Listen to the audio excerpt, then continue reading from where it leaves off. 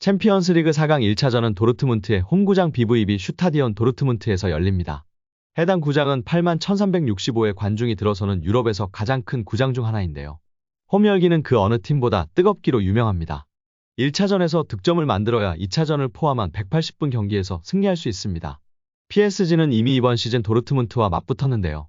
조별리그 F조에서 도르트문트와 이미 경쟁했었습니다. 지난해 9월 홈에서 치른 조별리그 1차전 경기에서는 후반 4분 터진 킬리안 은바페의 페널티킥 선제골과 후반 13분 들어간 아슈라프 하키미의 추가골로 2대0으로 승리했었습니다. 다음 맞대결은 지난해 12월 도르트문트 원정에서 치른 조별리그 6차전인데요. PSG는 이 경기에서 후반 6분 카림 아데에미에게 선제 실점을 내줬고 후반 11분 워렌 자이르 에머리의 동점골로 1대1 무승부를 거뒀었습니다. 다만 1차전의 가장 큰 변수는 주심으로 꼽히고 있습니다. 1차전 경기 주심이 앤서니 테일러 심판이라고 공식 발표했기 때문인데요. 테일러 주심은 영국 국적의 심판으로 지난 2010년부터 프리미어리그에서 심판으로 활약했습니다. 올해로 벌써 14년째 주심을 보고 있습니다. 테일러 심판은 유로 2020 대회에서 크리스티안 에릭센의 심정지 사고를 빠르고 정확하게 대처해 많은 칭찬을 받기도 했습니다. 그러나 문제는 그가 경기 중 벌어지는 선수들의 신경전, 몸싸움으로 번질 수도 있는 거친 행동을 제대로 제지하지 못한다는 점이 단점으로 꼽히는 심판입니다. 축구는 네트가 없는 종목이기에 몸을 부딪혀가며 진행되기 때문에 선수들의 몸싸움엔 일관된 판정 기준이 필요합니다. 테일러는 이런 상황에서 선수들을 잘 통제하지 못한다는 평가입니다. 또한 테일러는 관점에 따라 일관되지 못한 판정으로도 말이 나오는 편입니다. 일관되지 못한 판정과 미숙한 경기 운영으로 악명 높은 테일러 심판의 판정에 따라 PSG와 도르트문트의 1차전 경기 결과가 갈리게 된 점이 변수로 꼽히는 상황 속에서 공식 경기 전 기자회견이 화제가 되고 있습니다. 보루시아 도르트문트와의 유럽축구연맹 챔피언스리그 4강 1차전을 앞두고 하무스 선수는 경기 전 기자회견에서 기자들에게 이렇게 말했습니다. 우리는 매우 자신 있습니다. 우리는 이 경기를 준비하기 위해 시즌 내내 노력했습니다. 저희는 우승을 목표로 이 자리에 섰습니다. 우리는 우리 팀을 믿고 이 경쟁에서 끝까지 싸우기 위해 싸울 준비가 되어 있습니다.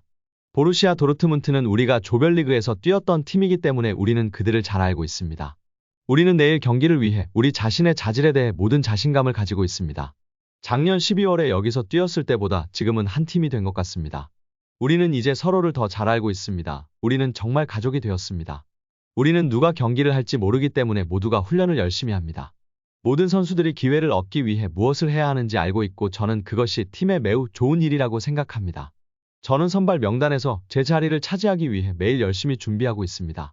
저는 항상 최선을 다하고 팀을 위해 골을 넣을 준비가 되어 있습니다. 이곳에서의 첫 몇 달은 쉽지 않았고 새로운 환경에 적응해야 했지만 저는 매우 열심히 일했고 모두가 저를 도와주었습니다. 이제 나 자신과 신체적으로 더 많은 자신감을 갖게 되었고 100% 플레이할 준비가 되었습니다. 이어 루이스 엘리케 파리 생제르맹 감독은 기자들에게 이렇게 말했습니다. 조별리그에서는 홈에서 승리를 거두지 못했습니다. 그 이후로 우리는 산 세바스티안과 바르셀로나에서 이겼습니다. 내일은 이 달리기가 계속되거나 멈출 것이지만 우리의 목표는 승리하는 것입니다. 우리 팀이 용감하고 용기 있는 팀이라는 것을 알고 있습니다.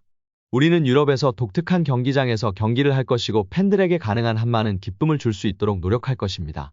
저는 챔피언스 리그 준결승전을 치르기 전날인 오늘 우리가 처한 상황에 있게 되어 기쁩니다. 경기는 8강전과 비슷할 것 같습니다. 우리는 우리의 축구를 함으로써 승리하기 위해 노력할 것이고 골이 있을 것이고 그것은 즐거움을 줄 것입니다. 우리는 게임을 통제하고 이기기 위해 노력할 것입니다. 또한 이곳에 도착한 날부터 선수들과 구단 전체의 응원을 느꼈습니다. 우리는 모든 시즌을 개선했으며 이것은 우리 프로젝트의 시작에 불과합니다. 우리는 여전히 배우고 진행하고 있습니다. 압력을 부정적인 것으로 봐서는 안 됩니다. 우리는 시즌 중 가장 흥미진진한 시기에 도달하고 있습니다. 저는 우리가 게임의 모든 면에서 인상적이었다고 생각합니다. 공격에서의 수비. 하지만 우리는 계속 발전할 수 있습니다. 우리는 더 까다롭게 해야 합니다. 하지만 이번 대회에서 승패의 차이가 세부 사항 중 가장 작은 것이 될 수 있기 때문에 아직 해야 할 일이 많습니다. 끝으로 비티냐에 대한 질문이 나와 비티냐에 대해 발언했는데요. 저는 비티냐가 세계 최고의 미드필더들과 어깨를 나란히 하며 훌륭한 시즌을 보냈다고 생각합니다. 그는 우리에게 매우 중요한 선수입니다. 그는 매우 다재다능하고 6번, 8번, 심지어 넓은 역할로도 활약할 수 있습니다. 그는 골을 넣을 수 있고 저는 그가 수비적으로 발전했다고 생각합니다. 여기에 이강인 선수의 주전 경쟁에 대해 국내 축구 전문가가 한 발언이 화제가 되고 있습니다. 일단 이강인 선수가 이번 한 경기만으로 판단할 수 없지만 직접적인 경쟁 구도는 에머리 선수입니다. 어린 프랑스의 초신성이나 무한한 잠재성을 인정받아 프랑스에서 엄청나게 밀어주고 있는 에머리 선수입니다. 챔스 8강 2차전 가장 중요한 경기에서 중용받아 선발 출전했으나 최악의 경기를 펼쳤습니다. 축구 통계 매체 풋몹에 따르면 에머리 선수의 평점은 80분 동안이나 뛰고도 6.8점이었습니다. 이강인 선수는 13분 뛰고 6.7점이었습니다. 미드필더진 세 자리에서 비티냐는 프로 데뷔 이후 가장 좋은 활약을 펼친다는 평가를 들을 만큼 너무나 잘해주고 있습니다. 오늘 경기에서도 8.5점으로 만점 활약을 보였습니다. 그 다음이 파비안 루이스 선수입니다. 두 번째 미드필더 자리를 꿰차는 선수로 평가받고 있으며 오늘은 7점이었습니다.